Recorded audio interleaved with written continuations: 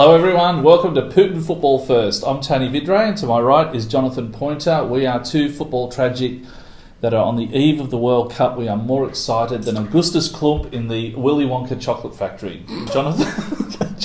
Thank you, Tony. Jonathan, what do you make of the buzz around the eve of this World Cup? Oh, look, I would never have compared it to Willy Wonka, but it is beginning to build up. You cannot go onto Australian media without seeing something to do with the World Cup. I think everybody from... what's her name on SBS? Lucy Zelic? Look, just about everybody. Li Ling Chin. You're talking about Li Ling Chin. Li Ling Chin is talking World Cup. We've got everybody talking about the World Cup. It'll all disappear very shortly. Except the commercial stations, who always seem to relegate the World Cup to the second item of news in their sport. So we are behind a brick wall. Is that for those of you watching NRL? After the NRL? For those of you watching outside Australia, we're behind a brick wall of rugby league and AFL, but we have elevated football to the second story in these sports reports every day. Indeed. And look, the opening ceremony always, I mean, as we know, the World Cup is the biggest party in the world. It outstrips the Olympics. So we expect big things of the opening ceremony. We've seen some very interesting moments in World Cup opening ceremonies in the past. Who could forget Pitbull and his muffin top and white pants at the last opening ceremony? Hello, Jennifer Lopez, if you're watching. And before that, every World Cup ceremony has its own things. I can't wait to see what they do this time. Look, I'll take the alternate view. I think opening ceremonies are just a tragedy, and I think they're just a disaster waiting to happen. Thanks, Tony. I was there at, don't have to agree with everything you say. No, I was there in Italy 1990 when Diana Ross stepped forward to take a penalty, probably from here to the camera away, and missed. Then, of course... Stick to the knitting, Diana. Stick to the singing. So there's all sorts of things that go wrong in opening ceremonies. Pavarotti, where the microphones don't work, all that sort of stuff. So, and just... But that's what makes it interesting. Well, it does. See the screw-ups. And knowing the way that Putin just will, he's not a control freak at all. He'll take a backward step. He'll be front and center in this. He might get his shirt off. He might be on a horse. As I say, anything can happen, and dancing I hope it does. Dancing bears. Putin naked on a horse would make this one to remember. I just can't wait to see what unfolds. Okay, but of course it's all about the football, and along with the opening ceremony comes the opening match. The first match of the tournament is traditionally involves the host nation. Unfortunately this year that means we have the two worst teams in the World Cup being the opening match. We have Saudi Arabia playing Russia. Just get that out of the road first. Lowest two ranked teams in the tournament. Look, there's a lot of talk about who would want to be playing Russia in this. I'm not going to talk about corrupt refs. I'm not going to talk about hacking or anything like that. I'm just going to say I'm glad it's not Australia playing. Well, that's what I was going to raise, actually. About a year ago, Australia played against the Kingdom of Saudi Arabia in a World Cup qualifier here in Australia, and we had an inferior goal difference, and we needed to beat them by 2 goals. And we were winning 3-2 when, I think it was Robbie Cruz, ran into the box, his run was checked, should have been a penalty, wasn't given. I think hacked is the word, not hacked, checked. Yep. That's it. And we could have won that game 4-2. Had we won that game 4-2, we would have leapfrogged Saudi Arabia into second spot in the table, and things could have been completely different because the pressure would have been on them to make up the goal difference. We could have qualified, Australia could have qualified as one of the top two. We could have been in the opening match. But for one little non-wave of a card, Australia could have been the first qualified into this World Cup, not the last. And second last, sorry. But yeah, that would mean we would be playing Russia. And to be honest, I think I'd rather be playing France than playing Russia in this tournament. I think things happen for a reason, and that refereeing decision, as wrong as it was, thank goodness it happened. Perhaps. Didn't happen. Now, talking about the game, the Russia game against Saudi Arabia, as we mentioned, two worst teams in the World Cup. Anything can happen. This is perhaps the best chance for either of those teams to make it through. They've both got very strong stronger opponents after this in their round. So whoever gets the win out of this game probably has a chance of streaking into second place in that group. What do you mean whoever gets the win? The result is 3-1 to Russia. Apparently so. Have you got footage of that? Just let's have a look at we're just going to put that up now. So the score was already determined about a week ago. Some of you who don't follow our Facebook page might have noticed that we posted the Optus Sport portal that you can subscribe to watch every game. Hello to our friends at Optus. The portal actually posted the results earlier this week between Russia and Saudi Arabia. I think it's been taken down now, but apparently 3-1 was the way that game And it wasn't a prediction, it was the score. It was labelled as the score. So so do we know, was it the Russians who hacked the Optus site, or was it the Chinese who hacked the Optus site? Was it the Australians who hacked the Optus site? Probably the Saudi Arabians to take some pressure off. But needless to say, that's no longer up. But if the score does turn out to be 3-1, we will be launching our own Royal Commission into that result. I'm going to kick myself that I didn't put some money on it. I did ask you to. I told you the tab. Go down and put some money on it. Yeah. Nothing I say. Nothing I say. Anyway, look. Nothing to see here. With that in mind, lining up for Australia is a fresh young team. We've seen them play 2 lead-up games or warm-up games. A lot of talk about the lineup, who's going to be playing in what position when Australia takes the field on Saturday night. Now, Daniel Arzani, what did you think of his performance? Before we get to Daniel Arzani, I think the lineup generally will be the players that Bert doesn't yell at the most. That's probably the only way. He just seems to yell at all of them. Yes. But Daniel Arzani was breath of fresh air. And I like what's happened too, and whether it's done for a reason, on purpose or not, but there's always these World Cups, and we'll talk about one of them a little bit later. There's always a distraction. It's like a magician's art of deflection, and I think Daniel Arzani is the perfect deflection for the Australian team. It's taking the pressure off everyone else. Otherwise, the media would have focused on a couple of the players that aren't performing as well or into the wrong roles, and will Jedinak start or not? So all of a sudden, we're talking about this young kid who's come along, who can pass the ball beautifully. We saw in the game against Hungary. At 1-1, 90th minute, 91st minute, game was going to peter out to a 1-1 draw. Had Moy been on the ball, that ball would have gone backwards, probably back into defence. Arzani gets it, does something crazy, and passes the ball forward, and we score as a result and get the result. He could be that X factor that either Bert is looking for or can't control. I think he said that, and I think there's something in that too. But we'll beat the collective, creativity out of him by the end of the World Cup, I would imagine. Well, somebody will try. But that it's a really interesting point you bring up. I think the Australians in the game against Hungary were so keen to get it right. They'd been working so hard. They were fatigued. They were trying to get the coach's instructions right. Daniel Arzani, the youngest player in the tournament this year, 18 by 15 days. By 15 days, but 18 years old, frontal lobe not quite fully developed. He's not able to follow instructions quite as well as everybody else, nor does he care. He's in the World Cup, right? And that spontaneity came out of his play. If you have a look at, the shot was not on. No. But for the bounce of the ball, great shot, Daniel. But bounce of the ball, fumble by the keeper, we've got a goal. No one else would have taken that shot. You've got to put the odds in your favour, and he did. And look, let me just say that pass through 3 lines of defence onto a runner was a sublime pass for our second goal. Again, ignoring the own goal part of it, if you watch that pass from Daniel, it was not what you would have been trained to do. Only instinct says I'm going to pass through 3 lines of defence for a runner. That's it. Nobody else in the Australian team are doing it because they're too busy thinking. They've been conditioned to hang on to the ball, pass backward, possession, and whilst that works in some ways, sadly, 30 passes often leads to nothing. Nothing, indeed. So the Daniel Arzani question still is being posed. Will he start or will he come off the bench? The other question is Mile Jedinak, statesman of the team, hard man in the middle. Right? Should he start? Biggest beard. Or should he come off that biggest beard? Biggest beard in I think football. the beard should be on the field from moment one, because if anything's going to intimidate a French team, it's a big beard. It will. Look, you know what they're like around facial hair. I'm a fan of Jedinak, and I think he should start for no other reason to give... There'll be a lot of nervous players, and I think he's got that big match experience, and just to calm the nerves a little bit. I think Bert might go for that experience, and maybe bring not. Arzani on later. And again, he may not play in the latter matches, but start him in the first match just to calm everyone down, that calming influence, especially getting out of defence, trying to counter-attack or just to nullify a French attack that is just cutting edge. Well, we'll get onto that in a minute, but right now we're going to cut to a break, and we'll be back with you shortly.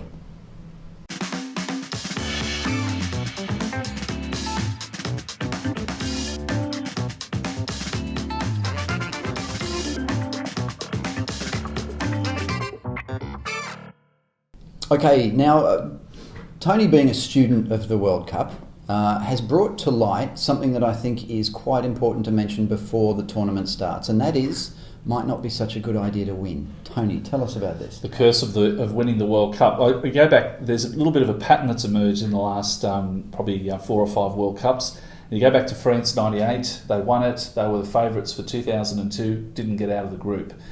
Italy won the World Cup in 2006, didn't get out of the group phase in 2010. It's okay, we've both got Italian connections. We'll come back to those. Even Spain won the World Cup for the first time in 2010, played beautiful football, didn't get out of the group phase in 2014. Now, is that going to happen to Germany? I doubt that very much. However, I'm not sure that they're going to go back to back. I think of 2 teams that won the World Cup that will make it out of the group phase. Brazil always seem to jag their way out of the World Cup with 3 wins, no goals conceded. They just happen to, the results fall into place for them. Germany will get out of the group phases, but there is that interesting curse that hangs over them, and all the pressure is on them to replicate. And look, not to forget that those who came runners-up in the last World Cup didn't even make this one. Hello to our friends in the Netherlands. Look, previous World Cup, 2010 one. Okay. All right. Well, I think we'll now talk about Coach's Corner. I loved your previous Coach's Corner about the Russian coach. I can't pronounce his name, but he's Cherchesov. He has his work cut out for him for this World Cup. Now we're going to segue to the coach of the team that he's going to come up against, the Kingdom of Saudi Arabia. Yes. Well, as we discussed earlier, the clash of the minnows, or the clash of the crap. We have the 2 worst teams in the World Cup taking a place in the first game. And the coach of Saudi Arabia, we talked about Cherchesov having a poison chalice. Well, the coach of Saudi Arabia has just as hard a job. Let's take a look at what he's up against. Let's have a look.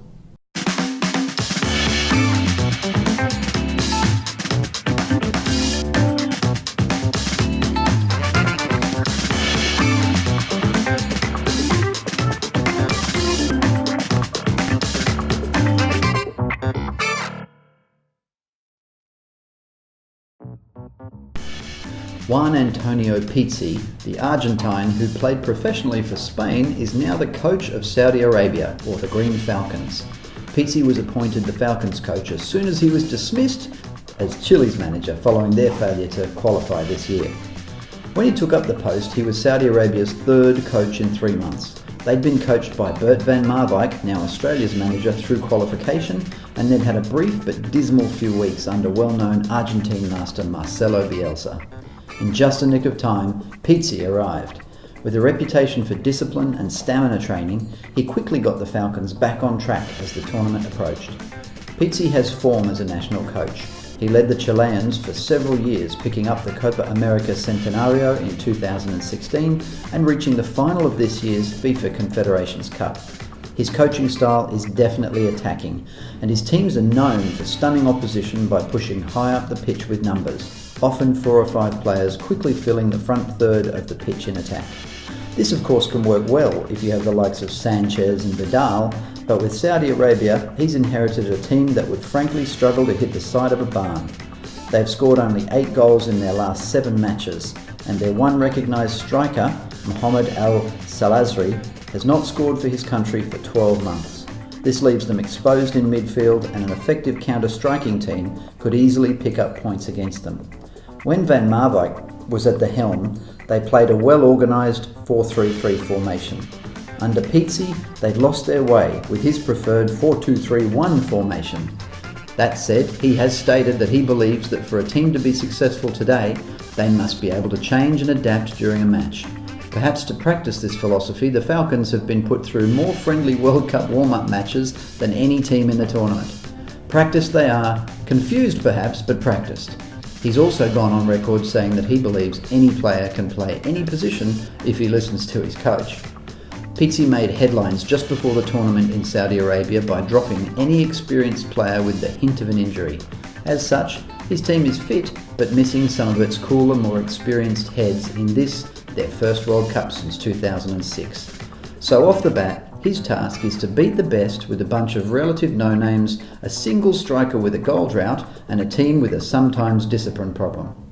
Add to this the job of beating the home side in front of their own crowd, and Pizzi might be the one man with a harder job than the Russian coach.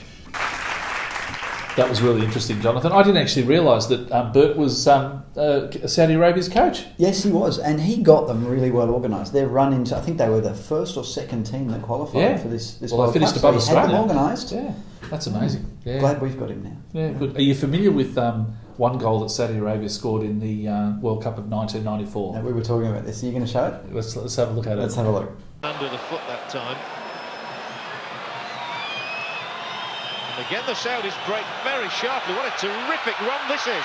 Wonderful piece of football. He's still in here. Oh, that's the greatest goal of the tournament. Now, a lot of people talk about Maradona's goal against England. Yeah, that was that. He ran more than half the pitch, didn't he? It did, and the goalkeeper that he beat, Michel Prudhomme for Belgium, actually won the goalkeeper of that tournament. Goalkeeper of the tournament. Yeah. What a shame there's not a prize for the longest dribble in the World Cup. I think you and I'd win it. Probably. We get the longest dribble. Oh, there he goes. There's a bit of dribbling. Thank you for that. All right. So that was my turn. Now we're going to throw to. Thank you. We're going to throw to Ref's Riff. Yes. Tell us about these ones, Tony. All right, we'll have a look now at Ref's Riff. Two very famous moments in World Cup history. Pedro Monzon becomes the first player to be sent off in a World Cup final. Much to the play acting of Jurgen Klinsmann, who... Wasn't he good? I think they gave that dive a 9 out of 10 post-match.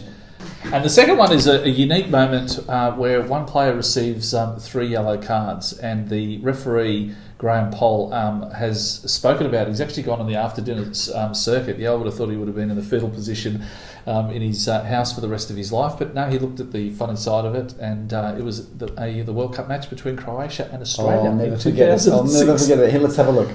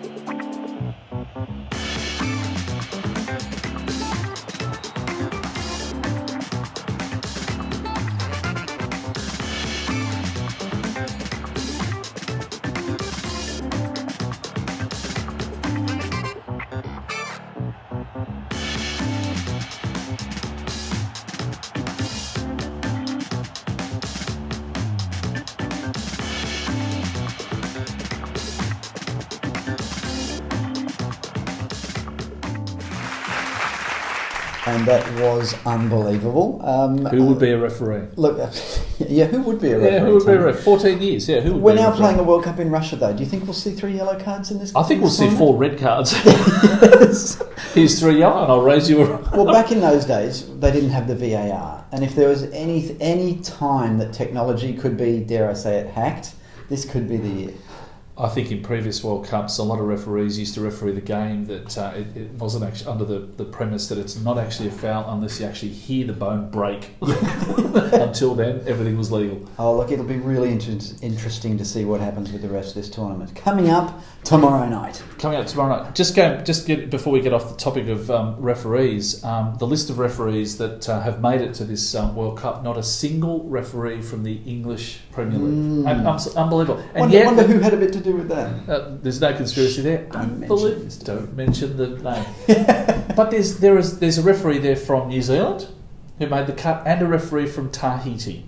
So let me get this straight. Possibly the best, but certainly in the top 3 or 4 leagues in the world has no referees in the World Cup. Absolutely none. That's So astounding. It is. So it could either be a really bad thing or a really good thing that some of these referees will let the games flow. Based on previous World Cups, well, the Japanese referee who took charge of the opening game 4 years ago, who awarded the penalty that wasn't a penalty, I think some of these guys are going to make some mistakes. And my hope for this World Cup was that we would get a fair World Cup without any refereeing controversies. I don't think we'll be able to sidestep that at all. But I think, can you keep an eye out for all the refereeing blunders this tournament? And I think we should have a segment. What do you reckon, guys? Specsavers? Yeah.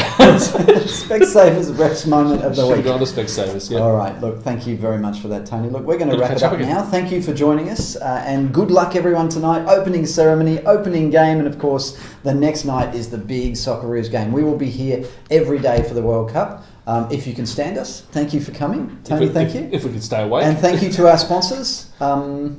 Murray's Brewery, if you're looking out, Murray's Brewery is our sponsor to be. We've got these lovely World Cup glasses. We need to fill these with things. These are actual World Cup replicas. If you'd like to send any beer in, Murray's Brewery, we'd love to have you as a sponsor. Oh, they're real. Thank you, everybody. We'll see you tomorrow. Good luck tonight. See ya.